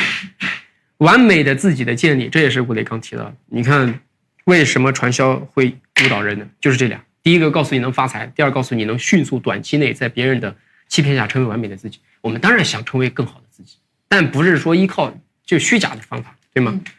然后每个人都需要赞美，学生如此，演员如此，其实成年人也是如此。所以请不要吝惜于随时随地赞美你的爱人、你的孩子，尤其是很多镜头前的朋友。我们的直播间这个剪的视频啊，经常在评论区内看到好多人的真情流露。我前几天看到一个，他说他工作好多年了，结婚好多年了，一开始一穷二白的时候，2个人大城市奋斗攒钱买房，就奔着一个目标，两个人感觉彼此协同作战，就像亲密无间的战士一般，有那种互相钦佩和互相欣赏的陪伴感。到后来日子慢慢过得好，有了孩子，慢慢交流就少。一个人理所应当的觉得收拾好家庭，然后照顾好父母和孩子是你的责任。然后另一个人就觉得，其实我还有很多话想跟你说，我希望你能少忙一点，我们少一点钱就行，你能陪我聊聊天。他就说时间越长隔阂越深，时间越长隔阂越深，以至于最后要走到两个人关系到头的那一步。他在回忆，他说如果人生再来一次，他一定不会这样子。所以其实我们为什么很多时候要看文学作品，看影视作品，因为每个人只能活一次，我们其实都不知道自己比较好，我们没有完美的人生，我们都不知道自己更好的人生路径在哪里，我们只能说看过了无数种人生之后，觉得我应该要这一种，你都没挑几个，你肯定找不到好的，买货还比3家呢，对吧？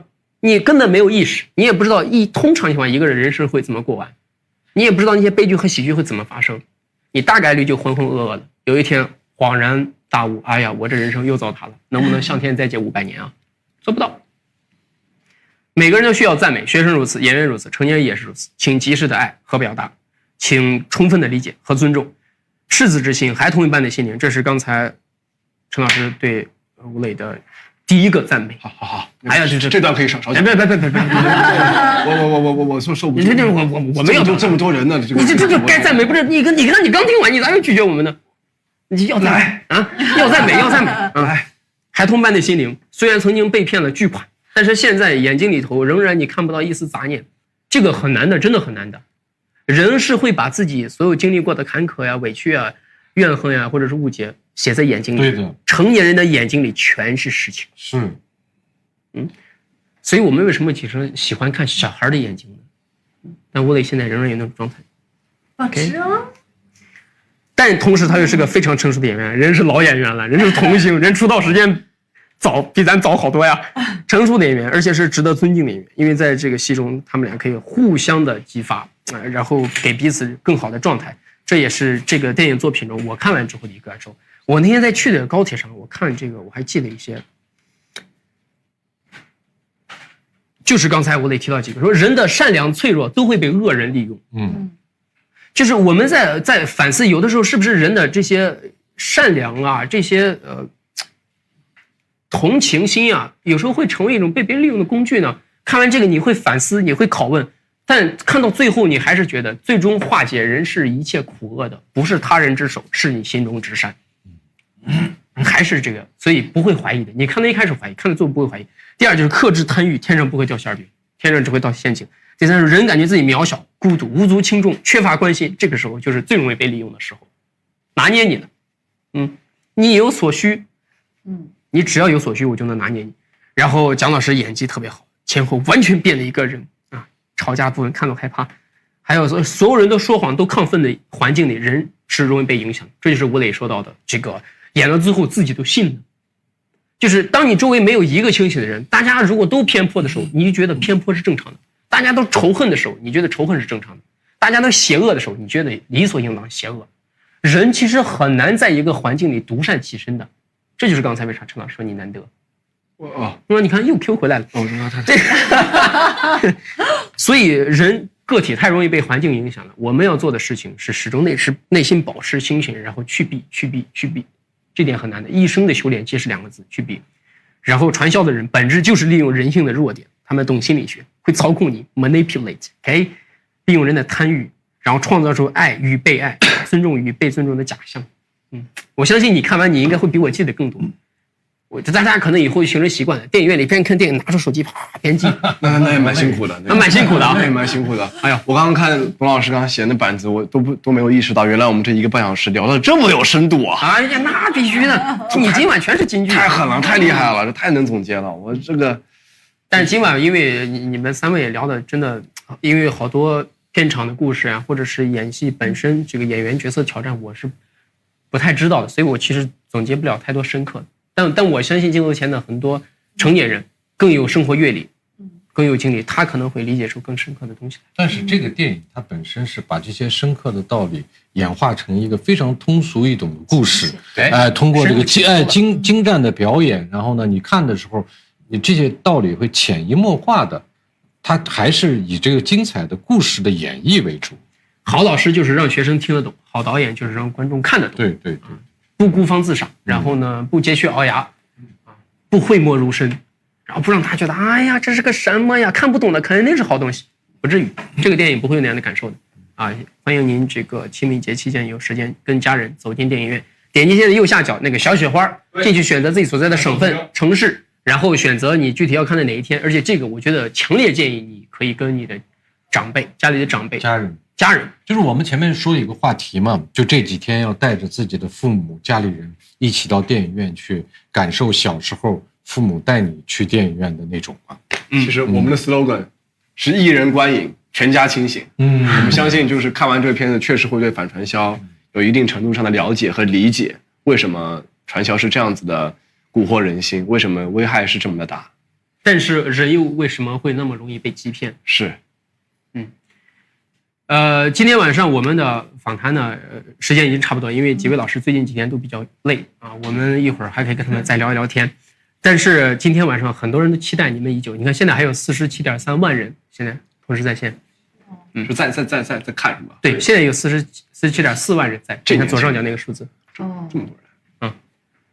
要是没有刚才那个突然的卡顿，我估计人会更多啊。但有时候这些技术的就是无法彻底被避免，你排练再多遍还是会有。没事，生活总有点意外嘛。哎呀，你看，是。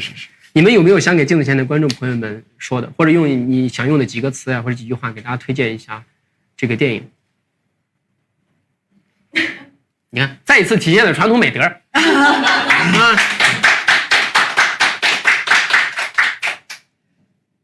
蒋老师说：“这会儿还美啥德？你先说呗，你哪次你不知道说啥，你就给我们俩点头，你，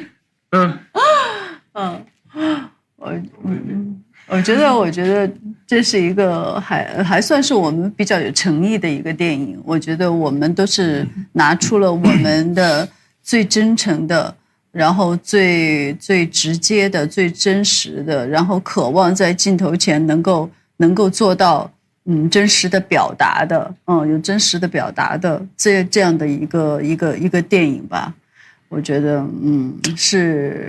还是值得观众走进电影院去观赏的，去看的，一定会有惊喜的，相信我，因为我就被惊艳到。我觉得关于电影的部分，我们也说了很多了。我觉得如果看了直播的朋友们，一定对我们电影的内容、风格以及最后一个品相吧，也就是好不好看，有了一点点的预测和判断。我觉得已经说了很多了。我今天想感谢一下董老师如此推荐我们的电影，希望大家继续支持董老师。哎呀，过去的认可不足挂齿，今天得帅哥的肯定。没有，大家知道的，一个人越缺什么越说什么。我每天就说我自己是花瓶，你知道吗？但是就是我知道自己不是，你知道吗？哎呀，你当然不是花，人的虚荣心啊！我觉得我是最容易被传销的。只要那个人每天就今天我们全场人谁最帅呀？于辉，我就家财散尽了。骗我吧！我知道你们都是在骗我。多看2遍《草木人间》，真的是开心就行，何必要真呢？有几个事情是真的呀？我有4句话，就是送给这个观众，送给我们这个电影，也送给这个宇辉啊。琴琴知草木稀，累累人间。哎呀，新日知东方稀，寰宇光辉。你说说，一切诚可原谅，对不对？必须，你看这年轻人，这个必须赞美。那怎么办？就只能其他的一些小缺点、小错误，哎了，没有了。这颗觉得发光哎，大概就是那种感觉了。我知道前几天我们在另一个活动上，那个陈老师在台上给秦姐念了一首情诗。哎呀，那这今天带了吗？然后我就不要让陈老师再讲一遍了。张老师是一个很含蓄的人。我们家虎子也很会写诗，我们家老虎也写诗，跟他爸爸一样，也还不错哈。对。行，我们一会儿去找找。您是那个信带着吗？带着呢。那个诗带着吗？我们可以念吗？哎呀，我的手机呢？我的手机。对，看看我们虎子的诗，然后跟爸爸的诗有什么不一样？哦，今天会不会超时啊？随便抄。啊。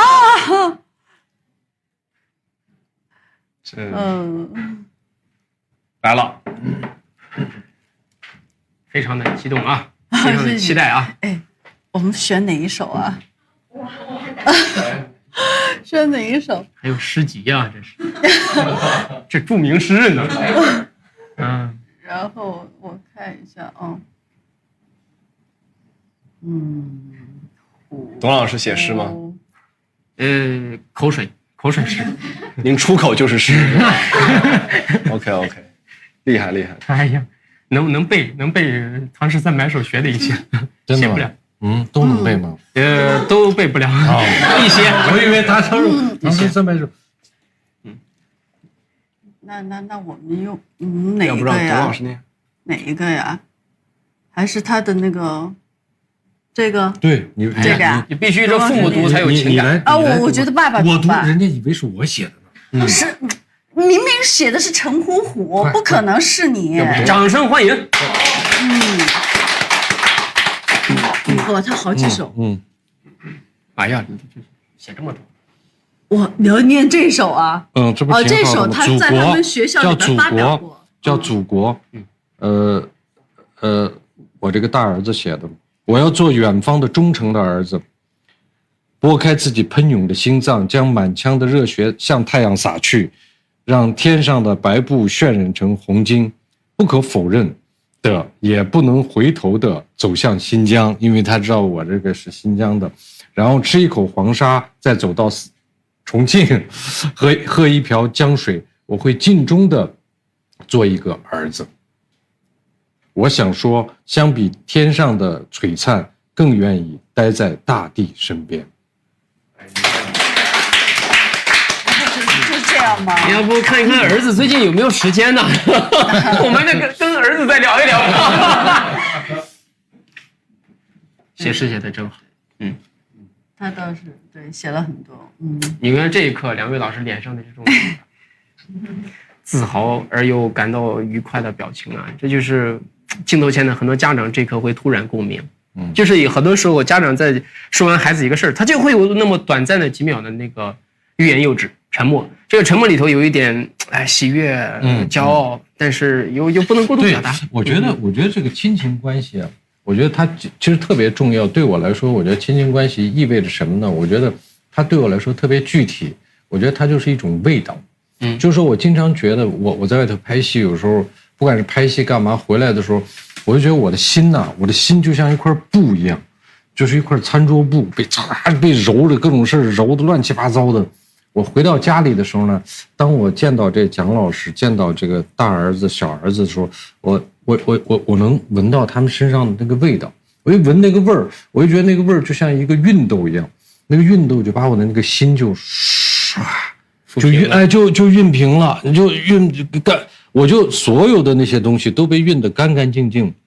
所以这颗心，这块布，第二天还能以饱满的热情，然后出门继续去工作。